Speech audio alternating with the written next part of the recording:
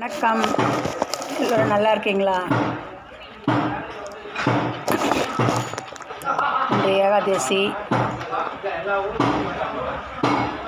எல்லோரும் சந்தோஷமாக விளையாடி கொண்டிருக்கிறீர்களா? இன்று பிறந்தநாள் கொண்டாடும் அனைவரும் சந்தோஷமாக இருக்க வேண்டும். மற்றொரு விஷயம், இது ஏகாதசி போல உள்ளது.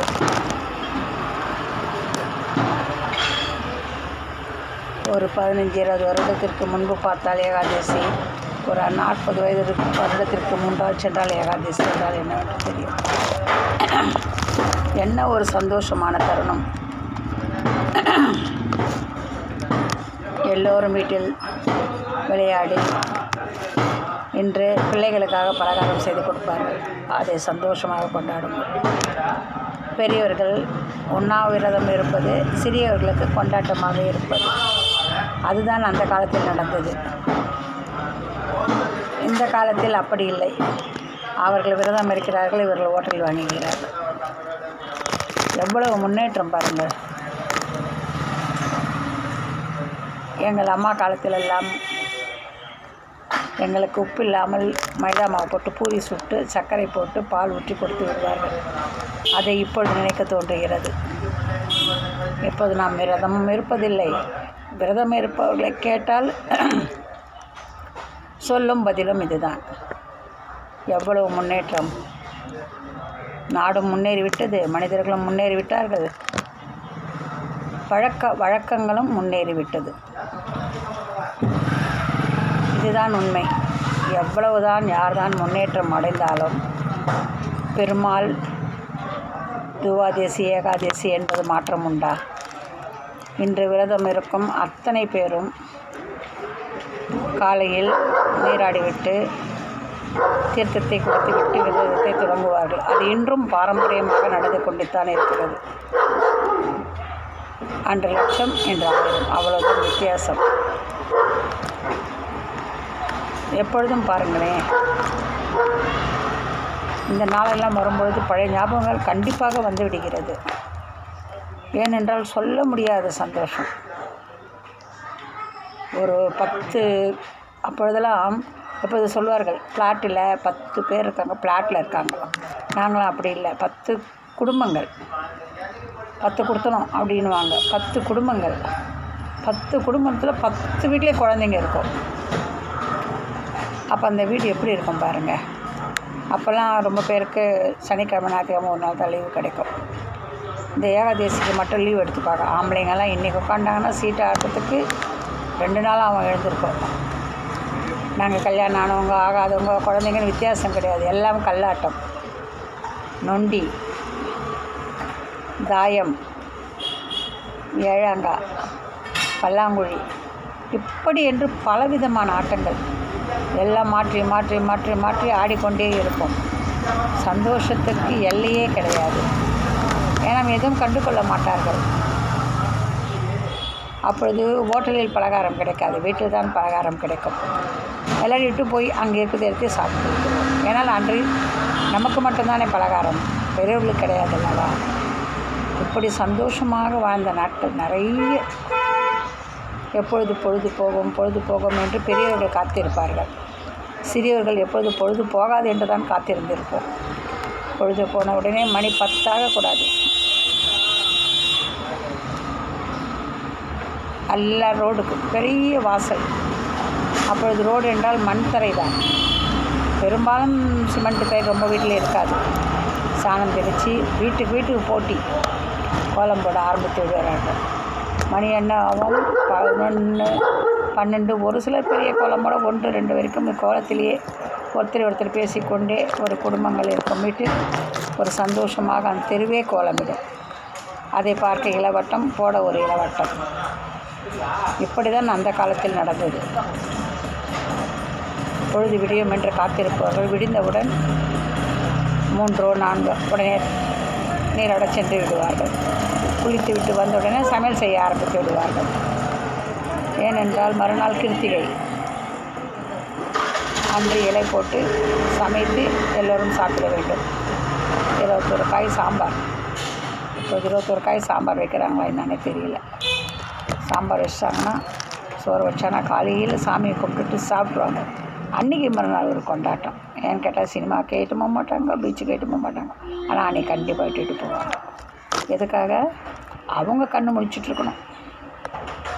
நேற்று எல்லாமே இருந்து நைட்டு எல்லாம் இரவெல்லாம் கண்மொழித்து மறுநாள் இரவு 6 மணிக்கு தான் அவங்க படுத்து உறங்க வேண்டும் என்பது ஐதீகம். இதுதான் ஏகாதசியின் பெருமை. தூங்காமல் கண் விழிப்பது பெரியதல்ல. மறுநாள் மாலை 5 மணிக்கு கண்ணுறக்கம் கொள்வது தான் இதனுடைய சிறப்பு. அதனால் என்ன பண்ணுவார்கள், அந்த காலத்தில் எல்லாம் காலையில் தியேட்டரில் போய் உட்காந்துப்போம். அன்றைக்கி ஸ்பெஷல் ஷோ. இப்பொழுது டிவி பெட்டியை திறந்தால் ஒரு சேனல் ஒரு படம் ஓடுகிறது. அப்போது ஏது செல்ஃபோன், டிவி பெட்டியில் படம் ஏது.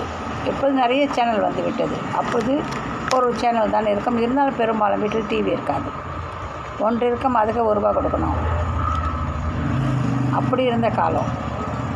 அப்படி நாள் பட சினிமா தியேட்டரில் காலையில் டிக்கெட் போட்டுருவாங்க. அந்த டிக்கெட்டை வாங்கிட்டு எல்லோரும் சாப்பாடெலாம் கட்டிப்பாங்க. ஏன்னா சமையல் செஞ்சுட்டாங்கல்ல, கட்டி எடுத்துப்பாங்க. அதை எடுத்துக்கிட்டு அங்கேயே தியேட்டர்லேயே சோறும் அங்கே தான் தின்னுட்டு அபிராமிலே நான் சென்று இருக்கிறேன்.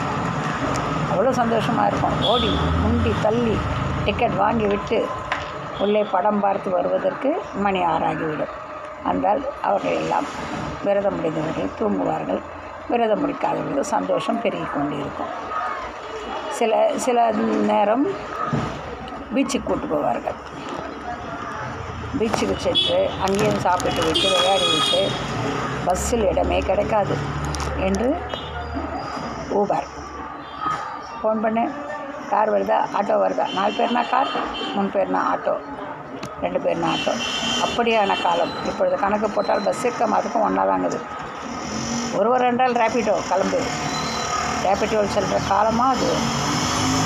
பக்கத்து வீட்டுக்காரர் பக்கத்தில் உட்காந்து போவதற்கு கூட பக்கத்து வீட்டுக்காரர் பார்த்துடுவாரே என்று பயந்த காலம் அது. இப்பொழுது அப்படி கிடையாது. சகோதர தத்துவம். பிழைப்பு நடத்துகிறார்கள், பிழைக்க நாம் வழி கொடுக்கிறோம். அவ்வளோதான். தவறாக நினைக்கக்கூடாது. அவர்கள் வாழ்க்கைக்கு அது தேவை. இவர்கள் வருமானத்திற்கேற்ற வழி இவர்கள் கொடுக்கிறார்கள். அதை நான் தவறென்றே சொல்லவும் மாட்டேன். எப்பொழுதுமே தவறென்று சொல்ல மாட்டேன். அப்படி இருந்த காலம். பஸ்ஸில் ஏறி இடித்து பிடிச்சி கிளம்பி வர்றதுக்கு மணி 7 ஆகிடும். அந்தவனே தூங்கினோம்னா மறுநாள் எழுந்துப்போம். அப்படி இல்லாமல் இருந்த காலம் இப்போது எங்கே இருக்கிறது என்றே தெரியவில்லை. ஆனால் பழைய ஞாபகங்கள் இதுபோல் நாள் வரும்பொழுது கண்டிப்பாக தெரிகிறது.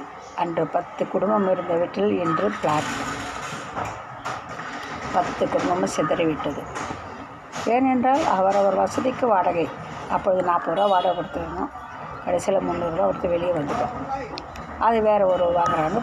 பில்டிங் கட்டிடுறாங்க. அந்த வீடு பழைய குடும்பங்கள் மாதிரி ஒற்றுமை கிடையாது. இன்று பிளாட் இருக்கவங்க பேரை கேளுங்கள், தெரியாது. சுக்கி வந்து கேட்பான், தெரியாதுப்பா யாருன்னு தெரியாது. அந்த நிலைமை. ஒரு காலத்தில் அந்த மணி நின்றுட்டு அந்த சந்திரன் வீடு எங்கே, அந்த முருகன் வீடு எங்கே, அந்த சுந்தர் வீடு எங்கன்னா அது ஒவ்வொரு பாருங்கள் அந்த வீடு தான் சொல்லுவாங்க.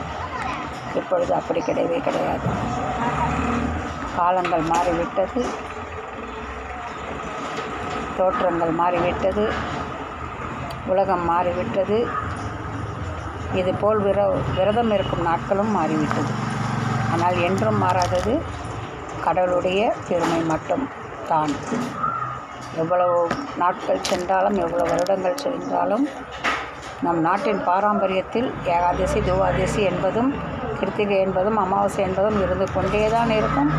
அதை வழி வழியாக நாம் பின்பற்றி கொண்டே தான் இருப்போம். பழைய நினைவுடன் நாம் பார்த்து கொண்டே தான் இருப்போம், நினைத்து கொண்டே இருப்போம். எங்கள் காலம் முடிந்த பிறகு யார் நினைப்பார்கள் என்றே தெரியாது. நாங்கள் நினைத்தோம், இதுபோல் நீங்கள் வேறு மாதிரி புலம்புவீர்கள். அவ்வளவுதான் வித்தியாசம். இதுதான் இன்றைய காலகட்டம். மனதில் தோன்றியதை பேசினேன். நன்றி, வணக்கம். நாளை சந்திப்போம்.